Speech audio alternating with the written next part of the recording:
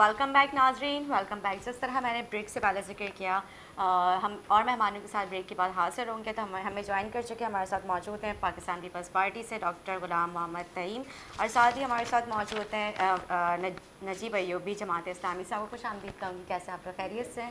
नजीब साहब, पहला सवाल मैं आपसे ही करूँगी। ज़ाहिर है, जैसे आपको मालूम है, कराची की आवाम बूंद बूंद पानी के लिए तरस रही है, और ईद के बाद कराची की सूरत हाल आपके सामने, जिस तरह से आलाइश है अभी तक रोडों पे हमें नज़र आती हैं, और कराची में बहुत गंदगी स्मेल मतलब फ़ील हो रही है, तो इसके ज़िम्मेदार कौन है?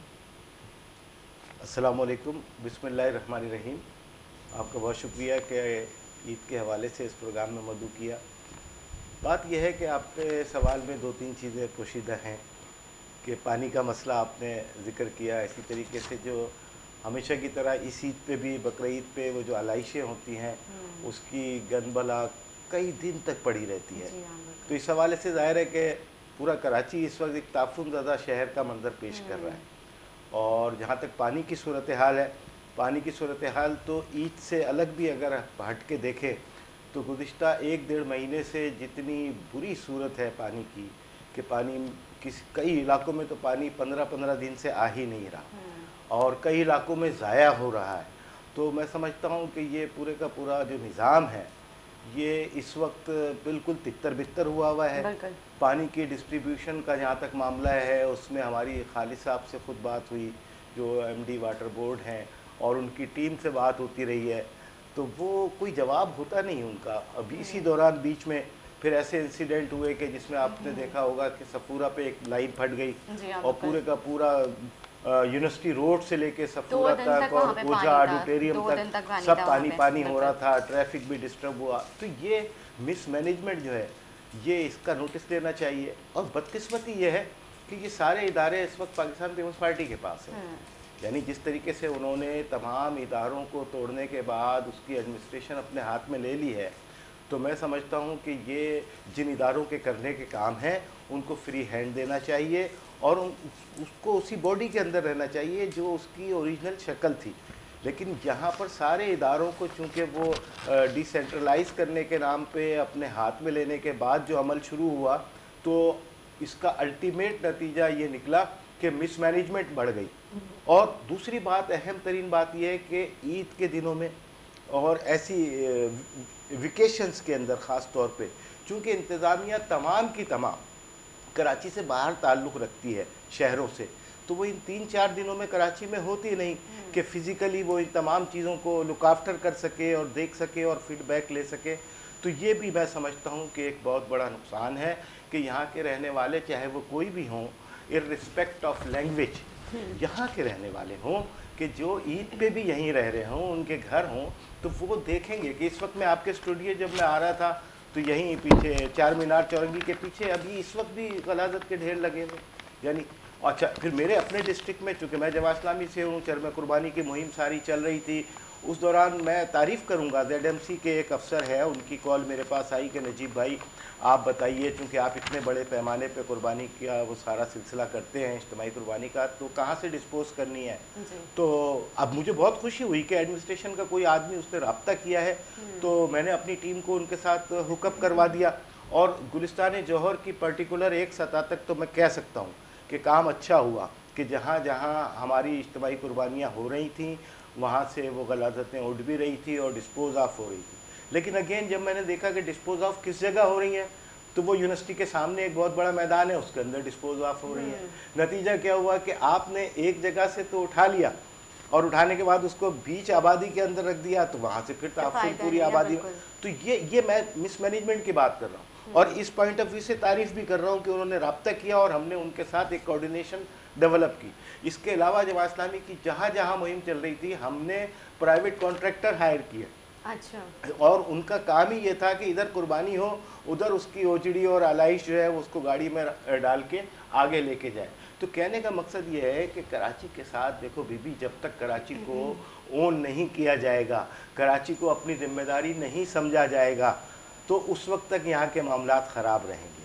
तो मैं समझता हूँ कि इस जानिब गौर करना चाहिए, اور مزید توجہ دینی چاہیے. اس وقت گلستان جوہر کا جو یونیورسٹی کا بلاک میں آپ کو بتا رہا ہوں, چھوٹی موٹی آبادیاں تو ایک طرف ہیں, لیاقت آباد کی طرف سے گزرنا ہوا تو مین لیاقت آباد یعنی جسے ہم کہتے ہیں مین لیاقت آباد, ایک طرف جناب بازار ہے, دوسری طرف آبادی ہے, بیچ میں پل ہے اور برج کے نیچے علائشوں کے ڈھیر لگے ہوئے ہیں. پھر اس طرف چلے جائیے آپ لکی ون کی مال کی طرف, الٹے ہاتھ کے اوپر غلاظتوں کے ڈھیر ہیں. تو کراچی کا کون سا علاقہ ایسا ہے جو یہ کہہ سکتا ہے, ماں سوائے اس کے کہ جو وی آئی پی علاقے ہیں, ٹھیک ہے جی, وی آئی پی علاقوں میں وزراء کا گزرنا ہوتا ہے اور جناب یہ سارے لش پش چل رہا ہوتا ہے سلسلہ, تو وہاں پر آپ نمائشی طور پہ کام کر لیں اور اس کی تصویریں کھنچوا لیں, اس کی تصویریں ڈال دیں کہ جی ہم نے یہ کیا ہے. لیکن کراچی صرف مین شراہوں پہ شارع فیصل اور اس ٹائپ کی جو آلریڈی صاف تھی وہ جگہ, تو ان جگہوں پہ تو آبادی بھی نہیں ہے نا, ان جگہوں پہ تو آبادی بھی نہیں ہے. ان جگہ تو یہاں سے وہاں تک آرمی کے ہیڈ کوارٹر بنے ہوئے, اور وہاں کون سی قربانی ہونی ہے اور وہاں کون سی اجڑی پڑی ہونی ہے. لیکن جس جگہ پہ ہماری فورسز نہیں ہیں اور عام آدمی رہتا ہے, بلیڈی سویلین رہتا ہے, تو بلیڈی سویلین کا علاقہ تو میں سمجھتا ہوں کہ وہ تباہ و برباد ہو چکا ہے. ایک طرف پانی نہیں ہے, دوسری طرف بجلی نہیں ہے, اور تیسری طرف یہ گندگی کے ڈھیر ہے. تو اب شہری مطلب کیا کرے. مجھے تو یاد آتا ہے وہ لطیفہ کہ عید کے دن یہ عالم تھا کہ ناک پہ رومال رکھ کے ہر آدمی گھوم رہا تھا. تو عین شادی کے دن یہ معاملہ ہوتا ہے کہ دولہے کی ناک پہ رومال ہوتا ہے, تو لوگ سمجھتے ہیں کہ یار یہ موقع ایسا ہے کہ اس پہ, تو یہ موقع عید پہ پورے شہر کا تھا کہ کیا بوڑھا اور کیا بچہ سب ناک پہ رومال رکھ کے دولہا بن کے گھوم رہے تھے. جی ڈاکٹر صاحب کیا کہیں گے؟ جی بسم اللہ الرحمن الرحیم. جیسے آپ نے پہلے تو یہ آلائشوں کی جو صفائی ہے اس کے بارے میں, اوبویسلی کچھ ایریاز یا کچھ جگہوں پہ ابھی تک پڑی ہوئی ہوں گی یا رہ گئی ہوں گی. جیسے ہم پچھلے سالوں میں دیکھتے تھے کہ بہت ساری جگہوں پہ اور ہفتہ ہفتہ گزر جاتا تھا, 10 دن عید کے بعد وہاں پہ بدبو اور علائشیں رہتی تھیں. اس دفعہ آپ کو اس میں کافی بہتری نظر آئی ہے. اور جیسے سر نے کہا کہ یہاں پہ بیوروکریٹ یا جو وزراء یا ان میں سے کوئی نہیں تھا, تو میں سر کو بتا دوں کہ مرزا واب, سعید غنی, لیاقت آسکانی, یہ موجود تھے روڈوں پہ, اور یہ تینوں دن موجود تھے اور تینوں دن یہ وزٹ کرتے رہے. اور مرزا واب بھائی تو خود جو ہے وہ روڈ پہ بیٹھ کے انہوں نے جو ہے صفائی کروائی ہے. ٹھیک ہے, فوٹو سیشنز کروایا؟ نہیں فوٹو سیشن نہیں کروایا, پراپر واقعی صفائی کر. جیسے سر نے کہا کہ یہ جس علاقے کو یا جس علاقے میں یہ چیز کو چیئر کر رہے تھے قربانی کی, ان سے جو ہے وہ بیوروکریٹس نے یا وہاں کے کنسرن آفیسر نے رابطہ کیا. ایسے ہی دوسرے علاقوں میں بھی جو آفیسرز ہیں انہوں نے وہاں کے جو علاقہ کے جو کر رہے تھے چیزیں مینٹین یا جو مینیج کر رہے تھے, ان سب سے انہوں نے رابطہ کر کے اور ایک کلیکٹیولی اس کام کو کیا ہے. لیکن مس مینجمنٹ تو پھر بھی نظر. اور ابھی عید سے کچھ دن پہلے ایک جو ہے وہ کمپنی کے ساتھ, غالباً ترکش کمپنی ہے, اس کے ساتھ جو ہے وہ ایک معاہدہ سندھ گورنمنٹ نے کیا ہے صفائی کے حوالے سے. تو اوبویسلی کام چل رہا ہے اور آپ کو بہتری اوبویسلی یہ میں نہیں کہہ رہا کہ 100% چیزیں جو ہے وہ بہتر ہو گئی ہیں, لیکن پہلے سے چیزیں بہتر ہوئی ہیں. یہ سر بھی ابھی مان رہے تھے کہ پہلے سے تھوڑی چیزیں بہتر ہیں, ہاں چیزوں میں بہتری کی ضرورت ہے, لوپولز ہیں ان کو جو ٹھیک کرنے کی ضرورت ہے, ان پہ کام ہو رہا ہے. اچھا جی, مطلب آپ کو لگتا ہے کہ کام ہو رہا ہے, بہتری آ چکی ہے؟ بات یہ ہے کہ کچھ فٹ پرنٹ تو ایسے ہیں نا کہ اس پہ تو ہر آدمی نے چلنا ہے. اور جیسے غلام محمد صاحب نے بھی بتایا تھے ہم صاحب نے کہ بہتری کی کوشش کر رہے ہیں. اور اصل میں دیکھیے بات مس مینجمنٹ کی جو میں نے کی, میں نے اپریشیٹ بھی کیا, جس جگہ کام ہوا ہے اس کو میں نے اپریشیٹ کیا. لیکن اس اپریشیشن میں آپ نے وہ بات دیکھیں کہ آپ نے ایک جگہ سے گندگی اٹھائی, اپنے اسٹاف کو لگایا, سامان اٹھایا اور اٹھا کے پھر دوسرے علاقے میں پھینک دی نا. تو میں اس مس مینجمنٹ کی بات کر رہا ہوں. نو ڈاؤٹ آپ بہت بھاگ دوڑ کر رہے ہیں, آپ نے بہت کام کیا اور یہ سب کچھ کیا, لیکن اس کا طریقہ دیکھیں. نعمت اللہ خان صاحب جب یہاں میئر تھے کراچی کے, تو انہوں نے یہاں ایک بہت بڑے ایریے میں, کراچی کے اندر 2 بہت بڑے ایریاز ہیں, نیو کراچی سے آگے, صبا سینما سے آگے ایک بہت بڑی جگہ لی تھی جہاں پر یہ ساری کی ساری غلاظتوں اٹھا کے ڈمپ کیا جانا تھا. اسی طریقے سے دوسری جگہ جو ہے وہ گڈاب سے آگے لی گئی تھی. یہ دونوں جگہیں وہ تھیں جو شہر سے بہت دور تھیں, کہ یہاں سے ان علائشوں کو اٹھایا جاتا, ان کو زمین کے اندر دفن کیا جاتا, اور اس کے بعد وہ ضائع نہیں ہوتی بلکہ اس سے ایک قیمتی قسم کی کھاد بنتی ہے جو کہ آپ کے فصلوں کے اندر کام آنی تھی. تو اس کا تو یہ طریقہ کار ہوتا ہے, یعنی انفرادی طور پہ کوئی اپنے علاقے کی علائشوں کو اٹھا کے ڈسپوز کر سکتا ہے ادھر ادھر کچرا کنڈی میں, لیکن جب بات آتی ہے گورنمنٹ لیول کی تو اس کی تو بہت آگے تک سوچ ہونی چاہیے کہ یہ قیمتی چیز ہے. اس قیمتی چیز کی بیچ میں سے ابھی مجھے پتہ چلا کہ وہ جو کسائی ہیں وہ ایک اس کا پورشن نکالتے ہیں اور وہ پھر وہ بیچتے ہیں. اس کی قیمت کوئی 1100-1200 روپے اور 2000 روپے تک ہوتی ہے. تو وہ سرجری میں کام آتا ہے اور دوسری چیزوں میں کام آتی ہیں وہ چیزیں. تو یہ ساری جی یس. تو کوئی بھی چیز ضائع نہیں جاتی. اور جہاں تک کھال کا مسئلہ ہے تو کھال کو تو جماعت اسلامی نے 1950 میں لوگوں کے لیے کارآمد بتایا کہ اس کو تو پھینک دیا کرتے تھے.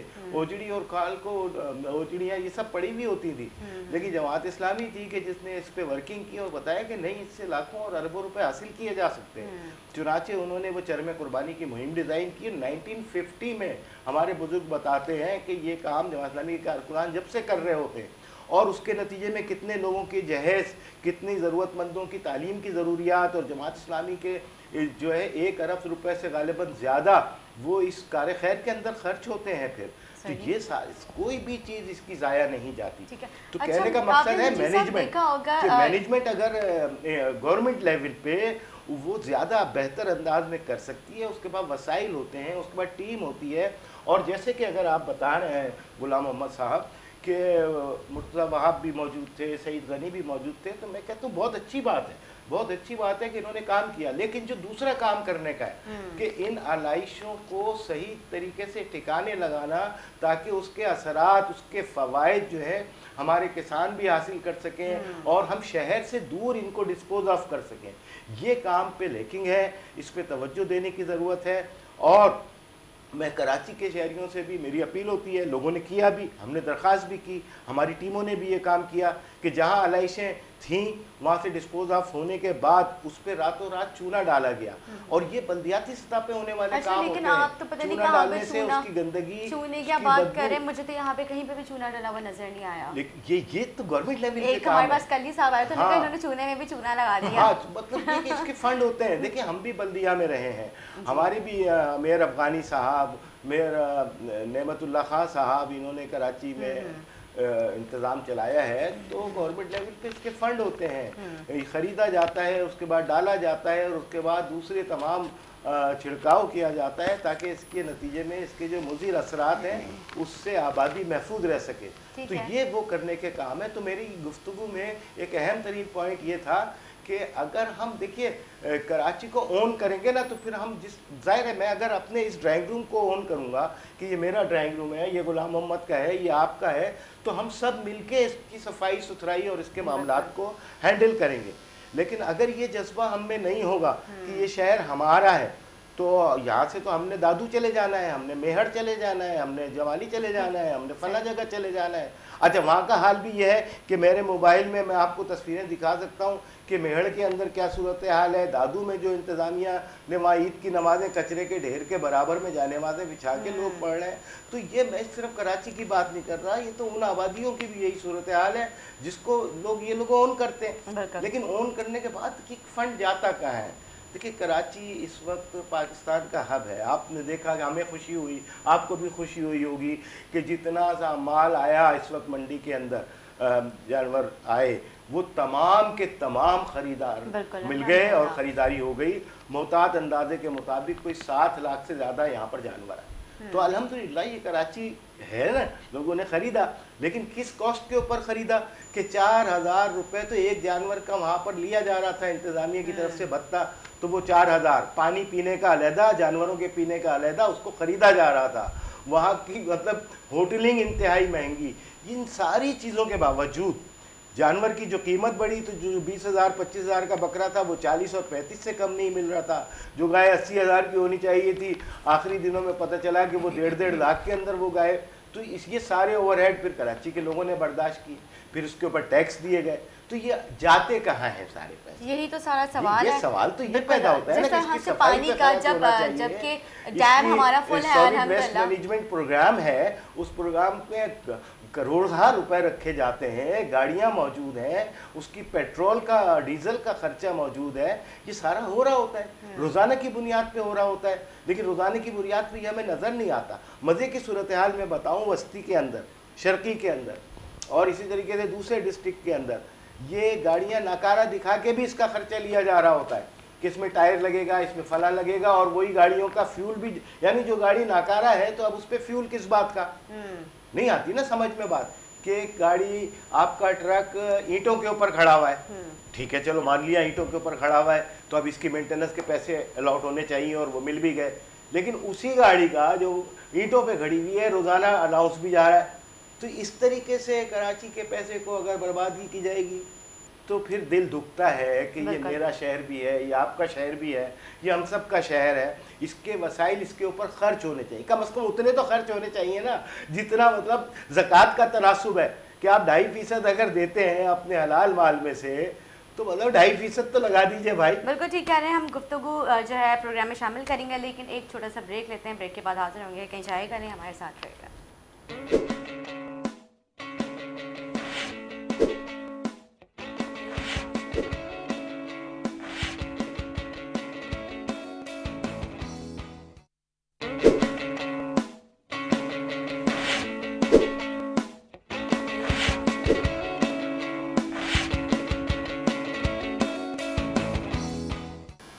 ویلکم بیک ناظرین, ویلکم بیک. جس طرح سے ہم دیکھتے ہیں جماعت اسلامی ہر جگہ پہ, ہر سطح پہ آواز اٹھاتی نظر آتی ہے, چاہے وہ کھیل الیکٹرک کی بات ہو یا پھر کراچی کے پانی کے حوالے سے اگر ہم بات کریں تو جماعت اسلامی ہمیں ہمیشہ اپنے پلیٹ فارم سے آواز بلند کرتی ہوئی نظر آتی ہے. لیکن کراچی کے عوام پھر بھی آج بوند بوند پانی کے لیے ترس رہی ہے. اسی حوالے سے ہم بات کریں گے ڈاکٹر صاحب سے. میں چاہوں گی کہ آپ ہمیں بتائیں جس طرح سے کراچی کے عوام ہمارے ڈیم فل ہونے کے باوجود آج بھی جو ہے پانی کی بوند بوند کے لیے ترس رہی ہے. عورتیں جو ہیں وہ گیلنس بھر رہی ہیں, وہ اپنے گھروں میں لے کر جاتی ہیں, پھر ان کا معاملات چلتے ہیں. تو مطلب یہ کب تک ہوتا رہے گا؟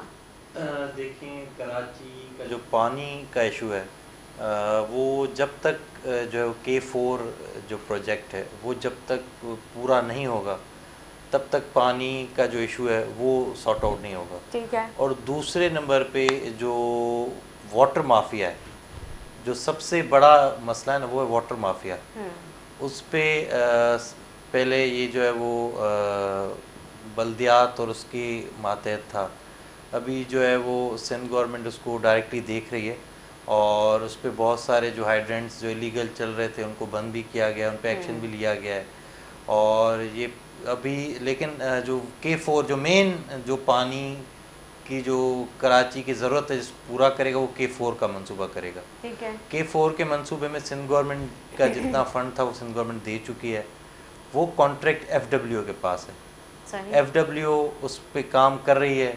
اب جیسے سر نے اس سے پہلے کہا نا کہ وہ اب جب بلیڈی سویلینس جو ہے اس پہ سوال کرتے ہیں یا اس پہ پوچھتے ہیں تو غداری کا اسٹیمپ لگ جاتا ہے, پھر جو ہے وہ اس پہ ہماری عدلیہ کے بھی جو ہے وہ پر جل جاتے ہیں.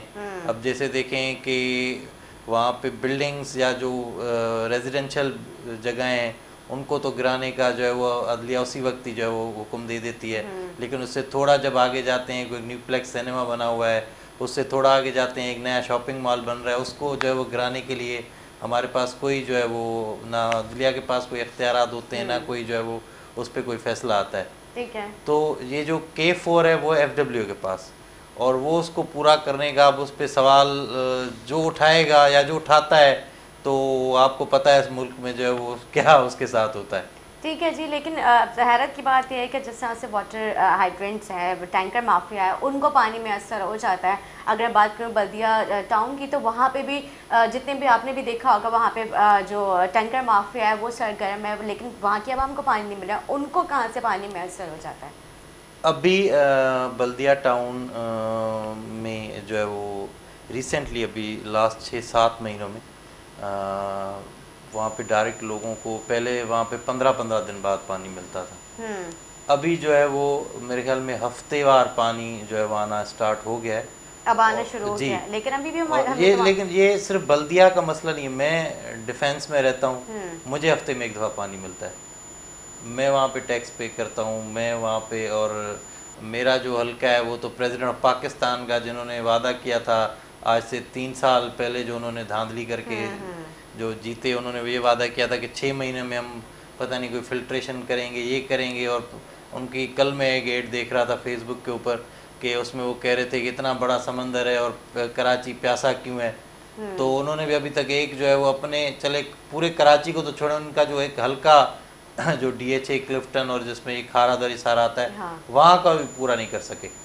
ठीक है, लेकिन जिस तरह से देखिए जो वाटर माफिया उसके खिलाफ सिंध गवर्नमेंट सरगर्म है, उन बहुत सारे हाइड्रेंट को तोड़ा गया है, बहुत सारे इलीगल हाइड्रेंट्स बंद किए गए हैं और ऑब्वियसली आहिस्ता आहिस्ता जो बेहतरी वो आ रही है, लेकिन जब तक K4 नहीं बनेगा तब तक हमारी जो मेन ज़रूरत है कराची की वो पूरी नहीं होगी। मतलब कराची के आवाम जो है अभी भी पानी के लिए तरसती रहे इसी तरह से जब तक K4 का मंसूबा कंप्लीट नहीं होता। जब तक एक जो वाटर का माफिया का मसला था या हाइड्रेंट्स का मसला था वो रिजॉल्व हो रहा है और अभी भी जो है ना उस पर एक्शन चल रहे हैं। बाकी मेन चीज़ जो एक जहाँ से पहुँचना है वो है K4। ठीक है, जब तक पहुँचेगा नहीं डिस्ट्रीब्यूट कैसे होगा?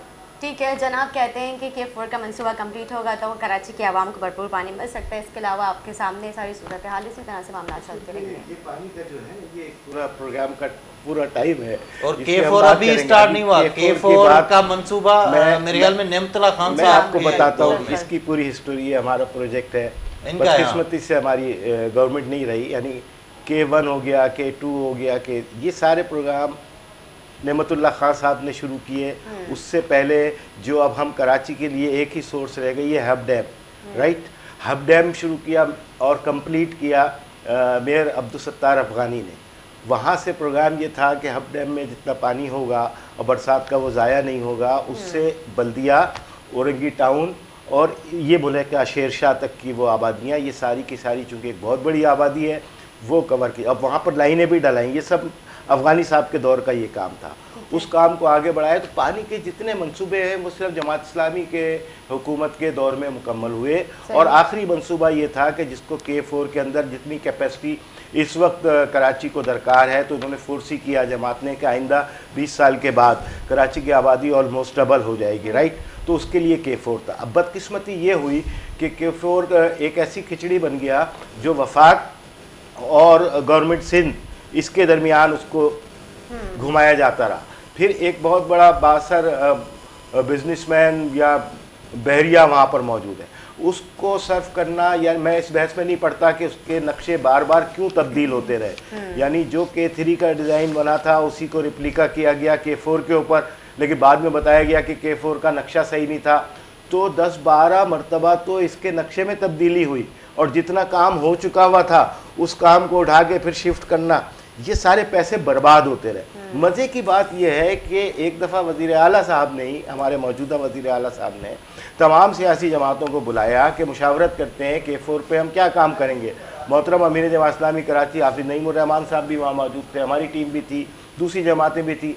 तो हम तो ये सोच के गए थे कि इस पर काम करने के लिए कोई बात होगी कि किस तरीके से इसको आगे बढ़ाया जाएगा। क्या वहाँ पता ये चला कि ये फरमाया गया सारी गुफ्तगू के बाद कि K4 मंसूबा अब हम ख़त्म कर रहे हैं इसलिए कि अब ये फिजिबल नहीं रहा। अच्छा। तो एकदम से ऐसे जैसे आसमान सर पे गिर गया हो कि एक ऐसा मंसूबा जो कराची की बका का ज़ामिन है, कि जिस पे कराची के लोगों की ज़िंदगी का इन्हिसार है, इतने अरसे के बाद वो अब ये बताया जा रहा है। लेकिन फिर उसके अंदर कुछ हिलजुल शुरू हुई, नहीं अच्छा जी नहीं करते ये वो कर। पता चला इस दफ़ा मैं आपको सरप्राइज़ दे रहा हूँ कि इतना वज़ीर आज़म साहब ने दावे किए। मैं गुलाम मोहम्मद को नहीं कह रहा कुछ, मैं वफाक की बात कर रहा हूँ, इसलिए कि अब वफाक ने ये सारा मामला ले लिया है, राइट।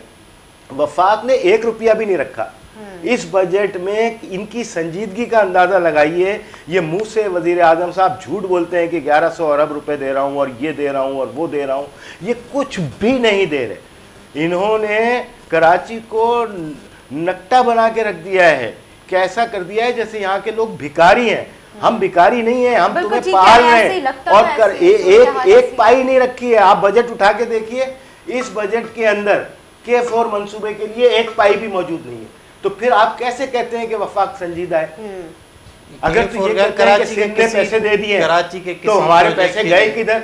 हमारे पैसे गए किधर? FW। अब आप ये बताइए, सारे पानी के प्रोजेक्ट एक बूंद जमात इस्लामी की हुकूमत के बाद कराची को नहीं दी गई है, ना वफाक की तरफ से ना गवर्नमेंट की तरफ। एक बूंद पानी का कोई मंसूबा नहीं है और K4 को इन्होंने जो है ना हवा में लटका दिया है। और इसके अंदर नजीब हारून पे मुश्तमिल एक कमेटी बनाई गई, वापडा के चेयरमैन पे मुश्तमिल एक कमेटी बनाई गई। उस कमेटी के अंदर नशिस्तन बर्खास्तन मामला बैठते हैं, बात करते हैं, गायब हो जाते हैं। और जब ये अभी का जून में जो बजट आया, इस बजट को जब तफसीली जायजा लिया हमने तो पता चला कि इसके अंदर तो गोरख धंधे का खेल है। इसके अंदर तो पाई पैसे ही कोई नहीं रखा गया K4 के नाम पे। اب بتائیے یہ کیسے بنے گا؟ تو اب آپ بھول جائیے کہ اس دور حکومت میں بنے گا. مزید یہ آگے چلا گیا اور مزید آگے چلا گیا اور کسی نے کہا کہ نہیں جی اس کے نقشے میں یہ ہے, تو اب کراچی پھر ترستا رہے. اصل بات دیکھو نا اب کیا ہے, اصل بات یہ ہے کہ تم نے جو کہا کہ وہ ٹینکر والوں کو تو پانی مل جاتا ہے, تو ٹینکر کو آپ 6,000 روپے 8,000 روپے 10,000 جتنا بھی آپ کا ڈسٹینس ہے اس حساب سے آپ پر کلومیٹر پیسے دیں گے اور ٹینکر سے پانی لے لیں گے. سوال یہ پیدا ہوتا ہے کہ وہی پانی نلکوں کے اندر کیوں نہیں آ رہا؟ اچھا نلکوں کے اندر, اس کا جواب بھی واٹر بورڈ کے ایم ڈی دیں گے کہ لائنیں جی وہ دب گئی ہیں اور یہ ہو گیا. لائنیں جو دب گئی ہیں تو ان لائنوں کی جگہ دوسری لائنیں بھی تو ڈالی جاتی ہیں. یہ لائنیں کوئی قیامت تک کے لیے نہیں چلتی. اور جس طرح کا مٹیریل یہ بناتے ہیں, پہلے ایک پائپ کراچی پائپ فیکٹری ہوتی تھی کہ جو ڈھنگ سے اس کے اندر لوہا ڈالتی تھی, اب تو تاریں بھی نہیں ڈل رہی. پتہ نہیں کس طرح یہ یوں کر کے پائپ بنا دیتے ہیں اور وہ پائپ کے اوپر جہاں 5-6-10 کلو زیادہ وزن پڑ گیا وہ پائپ بیٹھ گیا. تو یہ صورتحال ہے, آوے کا آوا بگڑا ہوا ہے. دیکھیں یہاں یہ مس مینجمنٹ, مس گورننس, اس کا ایک ہی علاج ہے کہ ہم لوگوں کو کراچی آئٹس کو سنجیدہ ہونا پڑے گا, اپنے مسائل کو کسی اور کے اوپر نہیں چھوڑنا پڑے گا, اپنے مسائل کے حل کے لیے اپنے لوگوں کو آگے لے کے آنا ہوگا. میں نہیں سمجھتا کہ اس کے علاوہ کوئی اور طریقہ کار ہے کہ کراچی کا مسئلہ حل ہو. کراچی کو کوئی اون کرے گا تو مسئلہ حل ہوگا نا, کراچی کو تو کوئی اون کرنے کو تیار نہیں ہے. ٹھیک ہے, ایک بار پھر سے لاک ڈاؤن کی طرف جا رہے ہیں. کراچی کے تاجر بہت پریشان ہے کیونکہ اس سے پہلے جو ہم جتنی بھی ویوز آئی ہیں وہ ہم آپ کے سامنے جس طرح سے سروائیو کر رہے ہیں, مدعا عوام کی بات کر رہے ہیں, یہاں پہ بزنس کمیونٹی کی بات کر رہے ہیں, تو دونوں ہی پریشان حال ہے. بے روزگاری کی شرح آپ کے سامنے ہے. تو اب کس طرح سے اس گورنمنٹ نے ایک واحد حل صرف لاک ڈاؤن ہی یا اس کے علاوہ کوئی اور آگے کا لائحہ عمل بھی تیار کیا ہے؟ جیسے پاس میں 3 ویوز گزر چکی ہیں کووڈ کی, اور اس میں جو واحد حل یا جو طریقہ جس سے جو ہے وہ ڈیتھ ریشو جو سندھ میں سب سے کم رہا, اس کا جو سب سے بہتر طریقہ تھا وہ لاک ڈاؤن تھا, جس کو پھر وفاق نے بھی اپریشیٹ کیا اور دوسرے حلقوں نے بھی اپریشیٹ کیا. تو آبویسلی ہمارے لیے انسانی جان سب سے زیادہ عزیز ہے کاروبار سے. انسان زندہ بچیں گے تو کاروبار ہوگا. ابھی دیکھیں جو ڈیلٹا ویریئنٹ ابھی آیا ہے, اور ابھی کراچی میں 100% ڈیلٹا کے ہی پیشنٹ ہیں جو ابھی ایڈمٹ ہیں یا جو ابھی جو ہے وہ جن کو پازیٹیو آیا ہے. تو اور ڈیلٹا کا جو مورٹیلٹی ریشو ہے وہ سب سے زیادہ ہے. تو آبویسلی ہمیں پہلے انسانی جانیں بچانی ہے, پھر کاروبار کو بچانا ہے. لیکن کمپلیٹ لاک ڈاؤن پھر بھی نہیں کیا سندھ گورنمنٹ نے. صبح 6 سے شام 6 تک. اس کی بھی ایک وجہ ہے, گرمیاں ہیں, لوگ کم نکلتے ہیں دوپہر میں, رات کو لوگ زیادہ نکلتے ہیں. تو اب آبویسلی پھر جب رات کو کاروبار بند ہوگا تو لوگ گھروں پہ ہی رہیں گے اور کم نکلیں گے باہر. تو لاک ڈاؤن کا مین مقصد یہی ہے. ٹھیک ہے, لیکن رات میں اگر جو ہے کرونا ایکٹیو ہو جاتا ہے پھر کیا کر سکتے ہیں؟ جی اگر رات میں کرونا ایکٹیو ہو گیا پھر کرونا 24/7 ایکٹیو ہے. اور رات میں لاک ڈاؤن نہیں ہوگا؟ نہیں, رات کو ہے نا, صبح 6 سے شام. نہیں, وہ تو شام 6 تک ہوگا نا. پھر 6 بجے کے بعد 7 8 9 10 11 12 صبح 6 بجے کے بعد لاک ڈاؤن ہے. صبح 6 تک 6 بجے تک شام میں لاک ڈاؤن کھلا ہوگا. اس کے بعد لاک ڈاؤن کا مقصد ہے کہ لوگ کم نکلیں, مطلب وہ اس طرح کی پابندیاں نہیں ہوں. جی میں سمجھتا ہوں. دیکھیے اصل میں لوگ کیونکہ یہ سمجھتے نہیں ہیں چیزوں کو. مجھے ایک چیز سمجھ نہیں آتی, مطلب لوگوں نے ہنسی بھی آتی ہے. ابھی جیسے ہم بیٹھے نا یہاں پہ, لوگوں نے یہ سمجھا ہے کہ ہم ماسک فری زون میں دوبارہ چلے گئے, لیکن ایسا نہیں ہے. ماسک فری زون نہیں آیا, کرونا ختم نہیں ہوا, اور زیادہ ہو گیا, اور اس سے زیادہ جو ہے نا خطرناک ویریئنٹ آ گیا ہے. اور میں نے تو دیکھا ہے کہ میں نے دیکھا کیا ہے, مجھے خود کالز آئی ہیں پتہ نہیں کتنے لوگوں کی کہ ہم نے ویکسین نہیں لگانی, ہمیں کارڈ بنوا کے دیں. مجھے لوگوں نے, پڑھے لکھے لوگوں نے کالز کیے ہیں, ہمیں ویکسین نہیں لگوانی, آپ ہمارے ساتھ چلیں, ہمیں جو ہے کارڈ بنوا کے دیں. میں نے ان سے کہا ہے خدا کا خوف کریں, آپ مہربانی کریں, ویکسین میں جو ہے کوئی 2 سال کے بعد نہیں مرتا, کوئی جو ہے وہ آپ کی انفرٹیلٹی نہیں ہو رہی, کوئی کچھ نہیں ہو رہا, مہربانی کریں اور ویکسین لگوائیں. تو لوگوں کو ابھی بھی آپ کے جو وہ پروگرام کراچی میں بہت زیادہ دیکھا جاتا ہے, تو ان سے پھر جو ہے وہ بڑی جو ہے وہ میری ریکویسٹ ہے کہ مہربانی کریں ویکسین لگوائیں.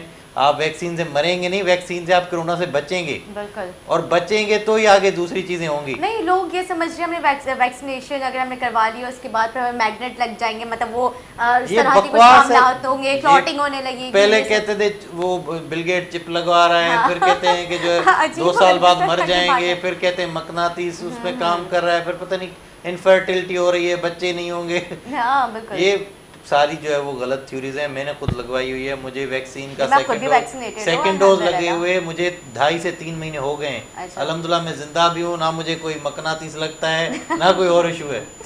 صحیح بات ہے. تو تبھی یہ جو لاک ڈاؤن کرنے کا مین مقصد, اب دیکھیں نا آپ, ابھی عید آئی, ابھی سمندر پہ ایک جہاز پھنسا ہوا ہے, اس میں آئل ہے, اس سے اگر آئل لیک ہوا تو سمندر میں آنے کا, اور میں تو ایسے رہتا ہوں وہاں مجھ سے جو ہے وہ 50 فٹ کی دوری پہ وہ آئل ٹینکر ہے, میرا گھر ہے, سامنے شپ پھنسا ہوا ہے.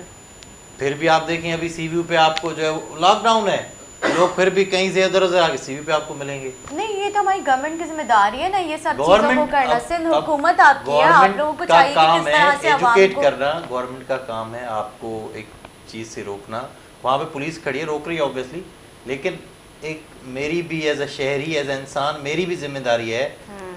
میں نہیں سمجھتا کہ اب تو کوئی بھی یہاں پہ پورے پاکستان میں کوئی فیملی بچی ہوگی جس میں کووڈ میں کسی نہ کسی رشتہ دار کی اپنی کی ڈیتھ ہوئی ہے. پہلے ہم دیکھ رہے بھائی کووڈ ہے, پھر ہم چلو بھائی اب فلاں ہمارے شہر میں فلاں بندے کو ہو گیا, پھر تو فیملیز میں ہو گیا, مجھے خود کو ہوا ہے. تو کووڈ بڑی خطرناک چیز ہے, ویکسین کروانا بہت ضروری ہے. اور اگر ہم سمجھتے ہیں کہ اب ویکسین کروا لی پھر بھی ہم جو بغیر ماسک کے گھومیں, جتنے چاہے جو گیدرنگز کریں, تو یہ خدا کے واسطے نہ گیدرنگز کا بھی ٹائم ہے, نہ جو ہے وہ ابھی ماسک اتار کے گھومنے کا ٹائم ہے, گیدرنگز کا بھی ابھی ٹائم ہے. بالکل ٹھیک کہہ رہے ہیں. جس طرح سے ابھی آپ نے دیکھا ہوگا سوشل میڈیا پہ کافی ویڈیو وائرل ہوئی ہے, نصرت سحر عباسی وہ بھی اس جب وبا میں مبتلا ہیں, اور انہوں نے عوام سے باقاعدہ اپیل کی ہے کہ آپ لوگ خدا رہا ابھی بھی وقت ہے کہ آپ نے سمجھا آپ کے ایک گھر کے بندے سے آپ پوری فیملی کو سیو کر سکتے ہیں, لیکن ابھی بھی ہمارے جو عوام ہے وہ سیریس نہیں ہو رہی ہے. اور سمجھنا ہوگا ساری ذمہ داری کبھی بھی ایسا نہیں ہوتا کہ وہ حکومتوں کی ہوتی ہے, اور یہ بیماری حکومت کی تھوڑی ہے کہ حکومت کے لوگوں کو لگے گی, یہ تو کسی کو بھی لگے گی. تو جب کسی کو بھی لگ سکتی ہے اور لگ رہی ہے, اور ہمارے ہر طبقہ زندگی کے لوگوں کو اس میں تعاون کرنا چاہیے, اور جو احتیاطیں ہیں وہ احتیاطوں پہ سختی کے ساتھ عمل کریں. دوسری اہم ترین بات یہ کہ اب جو گورنمنٹ کے کرنے کے کام ہے وہ اس ایس او پی کے اوپر عمل درآمد کو یقینی بنانا ہے کہ کن جگہوں کے اوپر, اور جو ایس او پی بنائی گئی ہے اس میں دیکھیے 19-20 ہو سکتی ہے کہ یہ بہت اچھا کیا کہ اتنی ریلیکسیشن کم از کم دی ہے کہ آپ گروسری کر سکتے ہیں, ہاسپٹلز آپ کے 24 گھنٹے کھلے ہیں, اور یہ اسٹورز کھلے ہیں, اور ضروری سامان انڈے, ڈبل روٹی اور یہ دودھ, یہ اس کی شاپس کھلی ہیں. تو یہ سارے چیزیں, اب یہ پہلے تو یہ بالکل ہی سارا معاملہ تھا, لیکن جتنے ڈائلاگ ہوئے, جتنے لوگوں سے ملاقاتیں گورنمنٹ کے لیول پہ ایکسچینج ہوئی, تجاویز, اس کے نتیجے میں, لیکن یہ تاثر نہیں ڈیولپ ہونا چاہیے کہ جی صرف کراچی کے تاجر کے اوپر سختی ہوتی ہے. تو جو پولیس ہے نا اس کا بڑا اہم رول ہے.